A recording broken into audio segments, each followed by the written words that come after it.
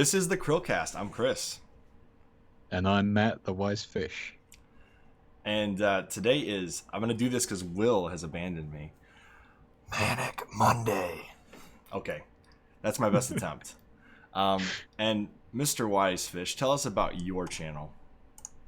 Okay, so, my name's Wisefish, and I like to do reviews of classic video games, new video games, and I've just started branching out into some lore videos as well. I also do some streaming as well, but mainly reviews are my focus. And he's got streaming on Wisefish Plays. Yeah, that's sort of a channel that I've forgotten about over the time. Like, was that a month ago the last time I did it, and it's just a stream upload, so I barely touch it, but I will work on it eventually.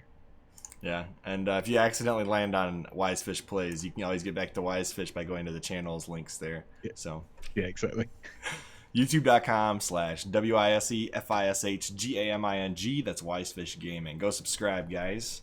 All 500 of you. Let's get him to 3.5K. That'd be fun.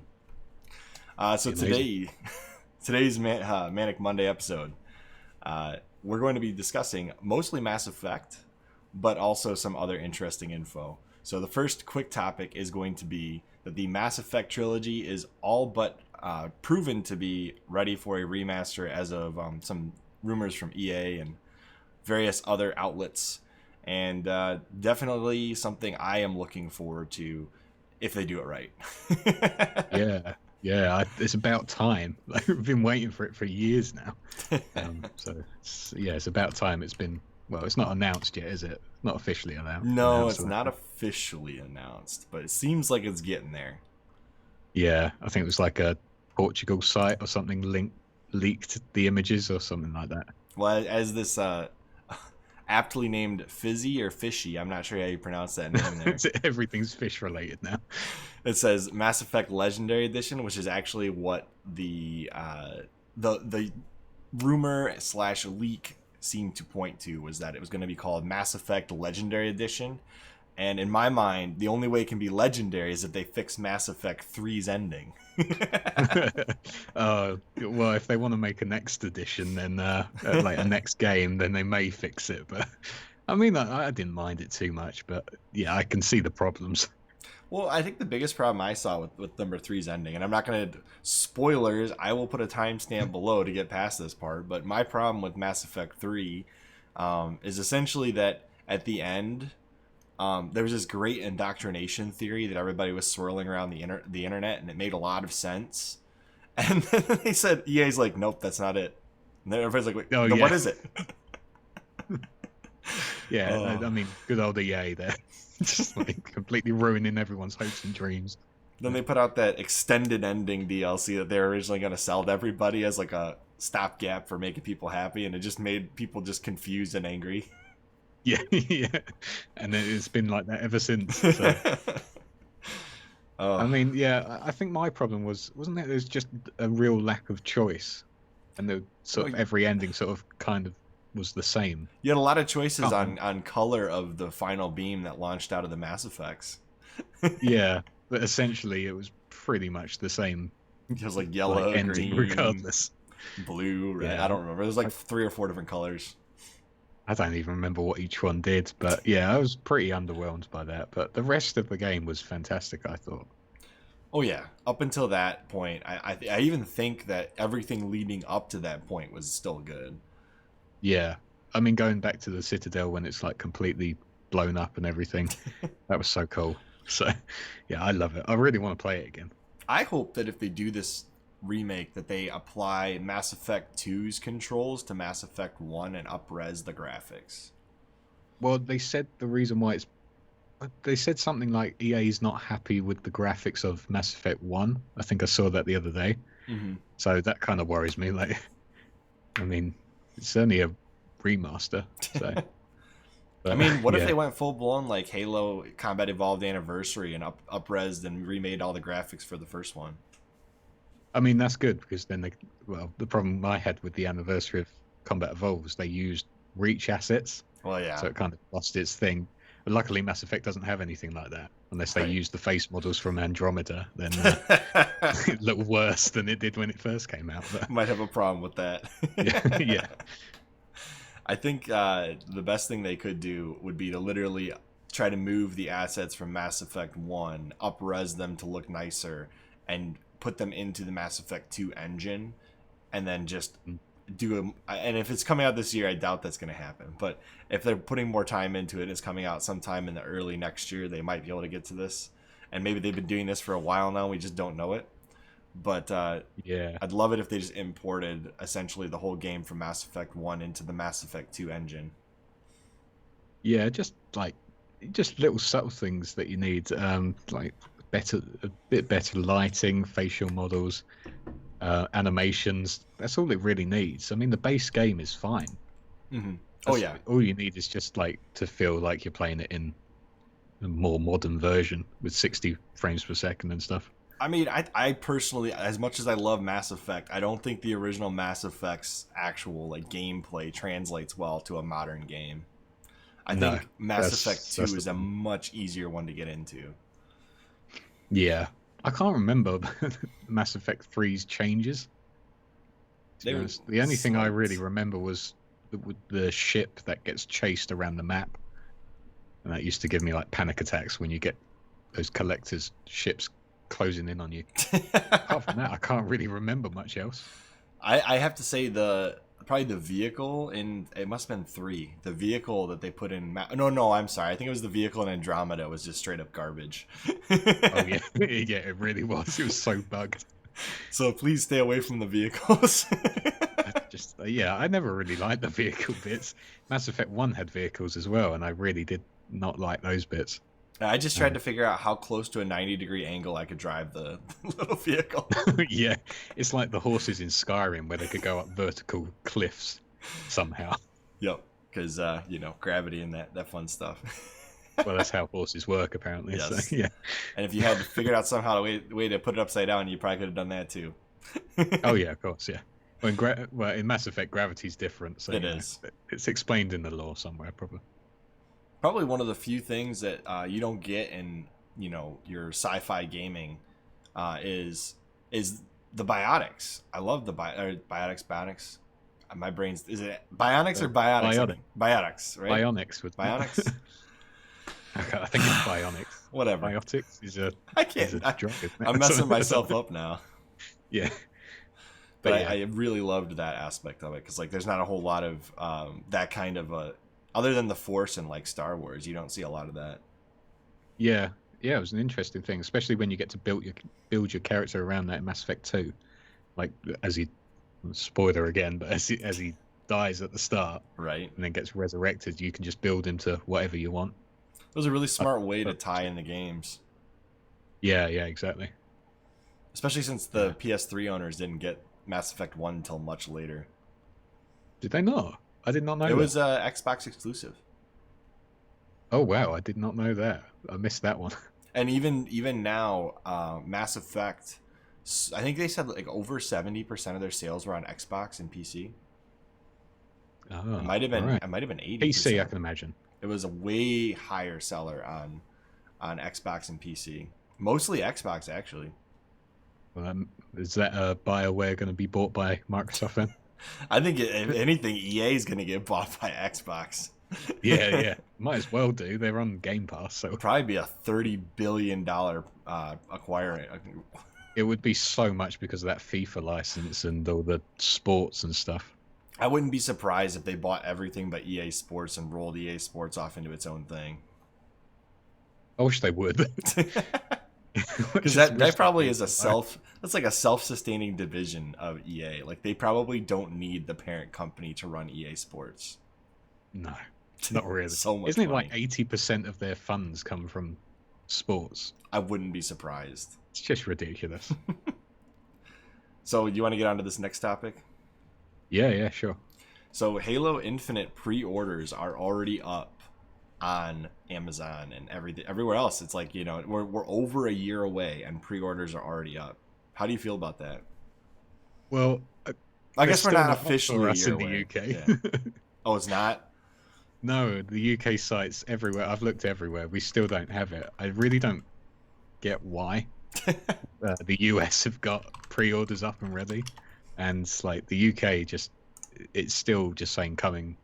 We're not sure when this is going to be out. Currently unavailable. So it does intrigue me that you've got the full box art. You've actually got the picture of Master Chief with Series X on it. We've just still got that one with just the Halo ring with nothing on it and just TBC. That's all we've got. So I don't know what they're doing, but it is interesting that they've already put it up. The most interesting thing on the pre-order to me is you've got a version that says Xbox One and Series XS digital code, and then one that literally just says Xbox Series X, and that's it. Yeah. How weird is that? It literally just says. That's so weird. Also, like, if I thought it was coming out on the Xbox. Wait, what's the first one say? Xbox One and Series X and S digital code. That's very weird. They're not doing physical for the Xbox One then. Well, that's what I think the idea is. They can release one disc across all the consoles, and then it'll just download whatever differences are between the games. Oh yeah, because of the smart delivery and stuff like that. Exactly. So they don't want to sell you a copy you can't use on both consoles. So essentially, whatever upgrades there are would download directly to whatever console you put the disc in. So it's basically just a licensed disc, really, when you think about it. Oh, yeah. That's basically what PC users get anyway. It's just a code in a box. It's like, oh, thanks for that. Like, if you want to get Sea of Thieves, there is no physical copy of that for the PC. Yeah. Yeah, it's just a code. I mean, to be fair, though, how many PC owners still have disk drives?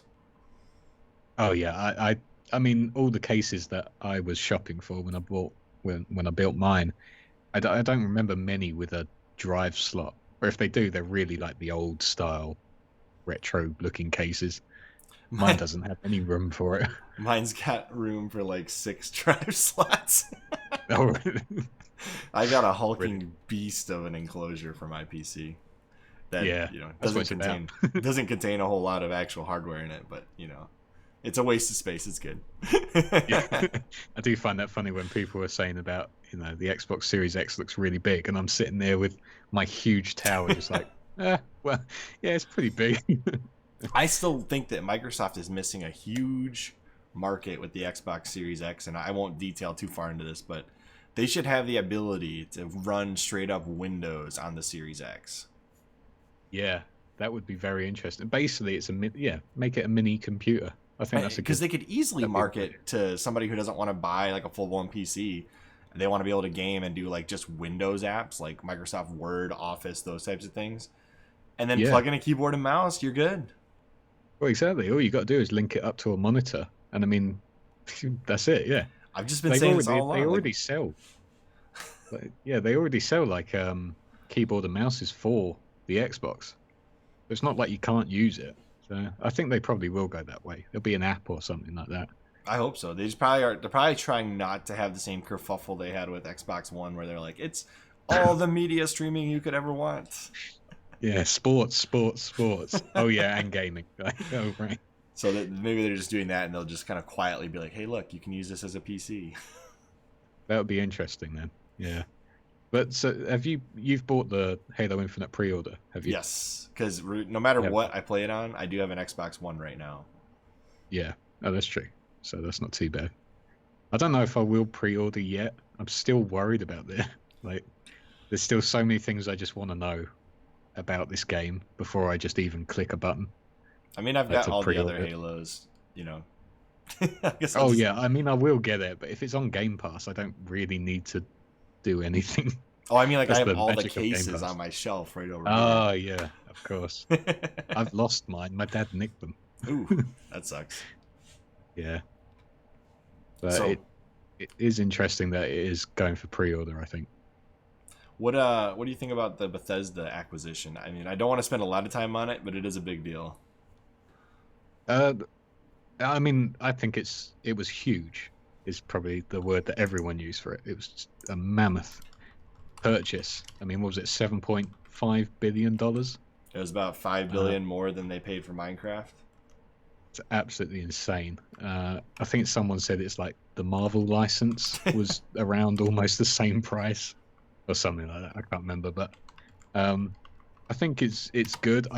My biggest worry is that Elder Scrolls, Fallout, all these big titles that I love are just going to be limited to. I mean, you still get them on PC and Yeah. Xbox, so it's not that bad. But I just do worry because Skyrim was such a big hit for PlayStation You that know, you're going to lose a huge amount of fans.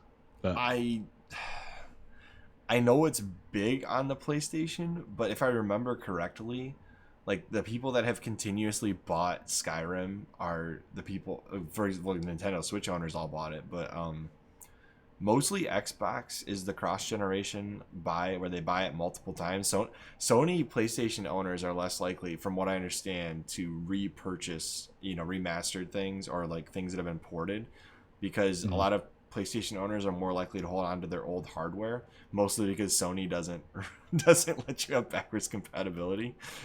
yeah, that's true. That is true, actually. And to be fair, with the Skyrim remaster or the special edition, quote unquote, um, they didn't. Sony refused the mod support. Mm-hmm. So, like, since then, it's been like, well, why would we bother with Sony if they're not going to allow us to put mods into the game and stuff like that? I mean, Bethesda aren't great with mods either, but yeah, so Sony haven't been very kind with them, so it kind of makes sense that they went to Microsoft. I still just don't want some people being limited to it, but then that's the point of exclusives, I guess, is to get people on board. And if Xbox want to sell Doom as an exclusive, then they're in their right because Sony held off Spider-Man from everyone. So Right. Each to their own, I guess. I wouldn't be surprised if like some of the older games get remasters across multiple consoles. Like it's not Starfield. Skyrim's already on like everything anyways. Or like if they were to do or if they did like a Doom 2016 remake for the next gen hardware or something. Maybe those types of games would go cross platform. But I would imagine they'll keep things like Starfield, the new Elder Scrolls game.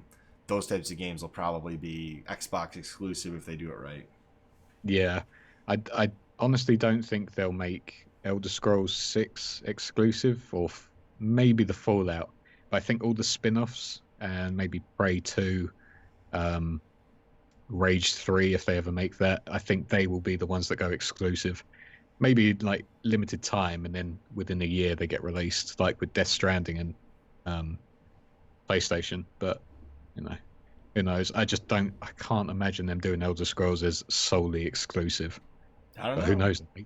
They've paid enough. So I heard a theory that what they might do is essentially release it on the PlayStation at $70, digital only. That way the price will never drop. And then on Xbox, day one Game Pass for free and have physical copies. That's the thing about Xbox this generation, is they've got such a good marketing. Like, you can just get this day one if you pay this amount for the month. You can complete the game, and you've only paid what, $3.99 for PC, $7.99 others.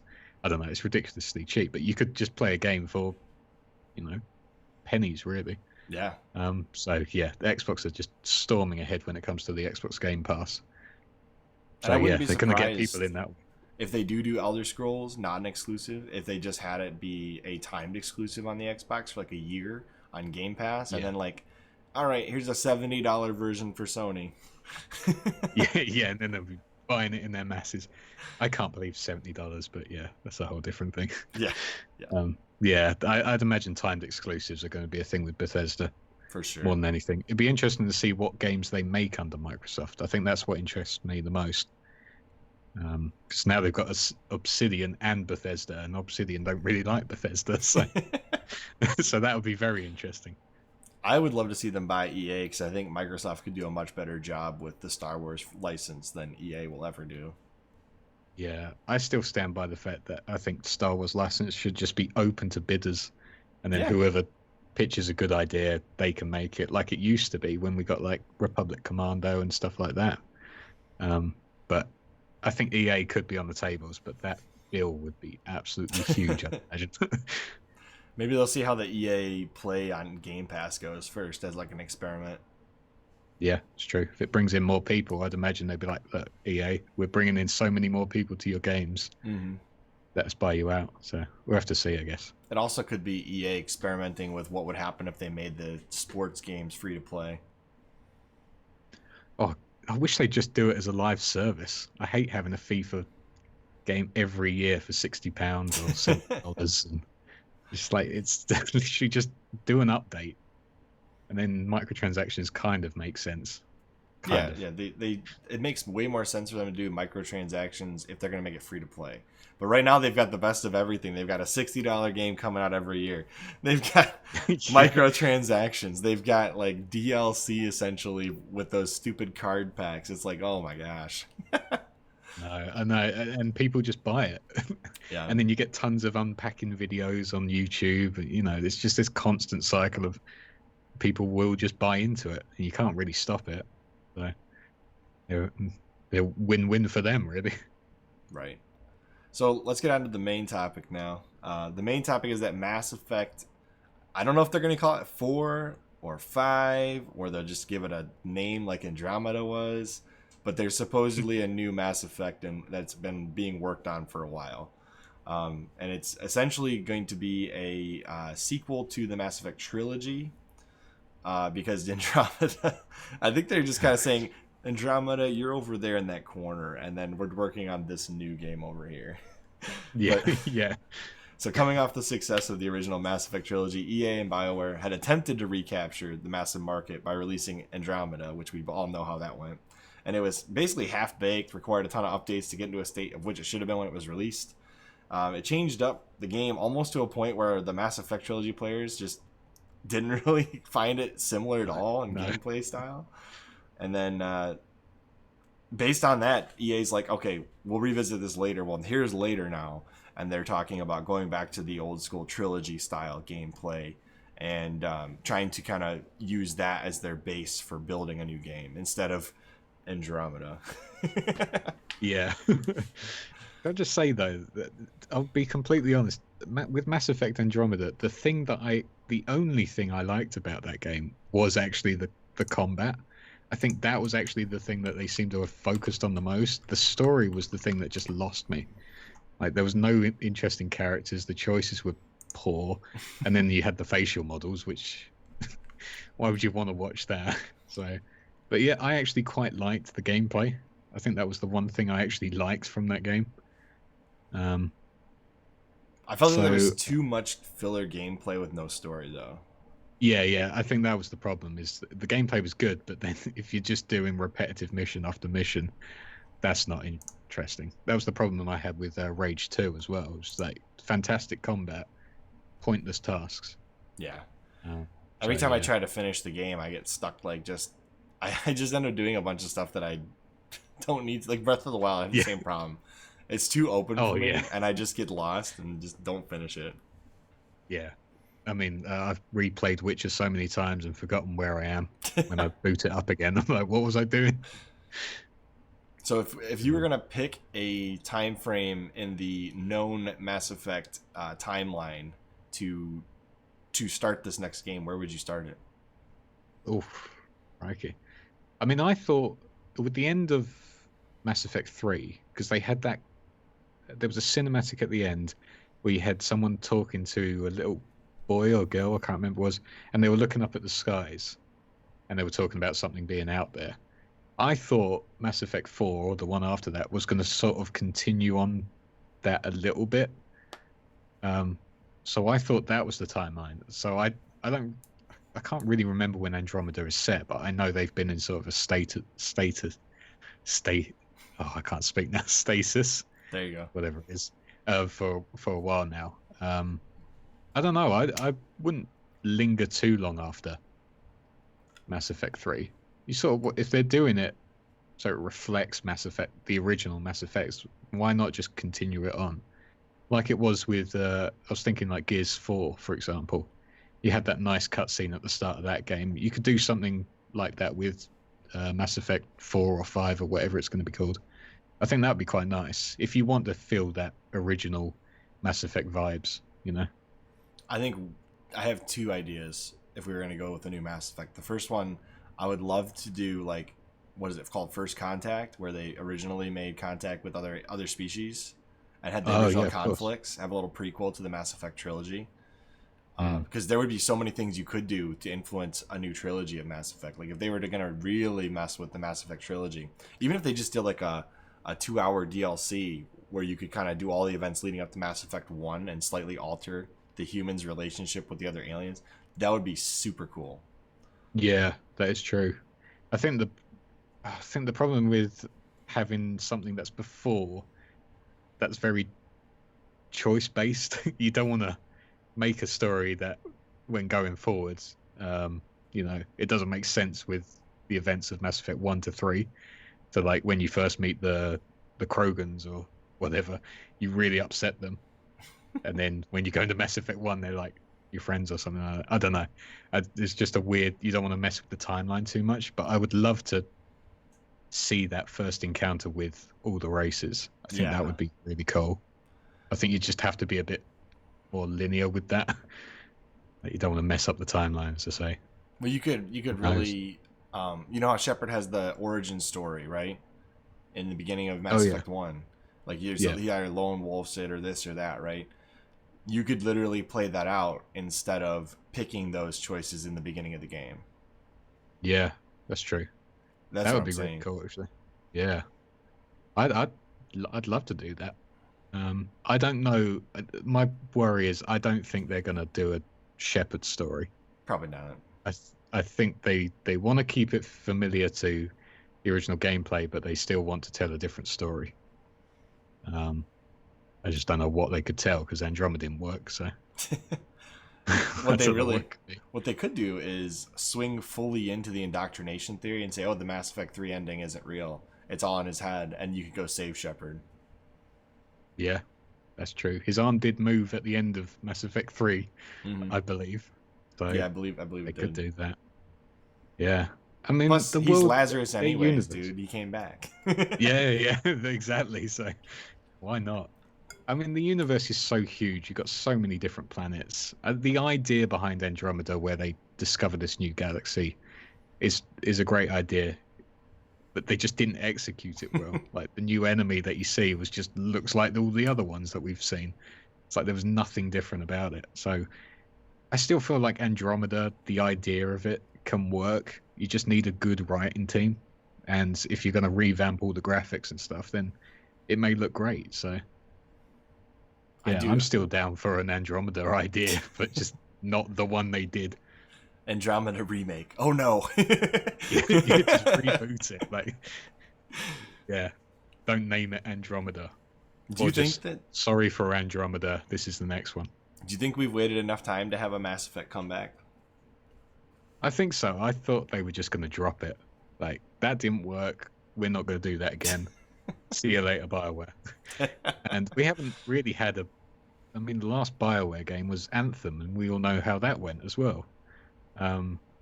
So I think it's about time that we get something from them. Whether it's good or not is yet to be seen. I mean, they've had so many bad attempts lately. I do worry about their future, but I'd love to play a new Mass Effect game. I love the idea of the remasters, but I want a new experience. So I'm excited. Anthem was really a Mass Effect game. No. yeah. That's the first cutscene. And you're like, what? Combining everything they failed at. And somehow Dragon Age Origins is kidding. Yeah, Dragon Age 2's hero gets involved as well. It's basically every failure put into one. They're all combining for the new team on the Normandy. Oh yeah. What a game that would be. We'll just call it BioWare's greatest hits. Yeah. I'd love to play that. If they made it like a comedy, I would play it. I would totally. Oh yeah, definitely. That'd be something so different. Archers in space. Yeah. Be amazing. As always, I'm Chris. I'm Matt from Wisefish. And we will see you on the next CHRILLCAST.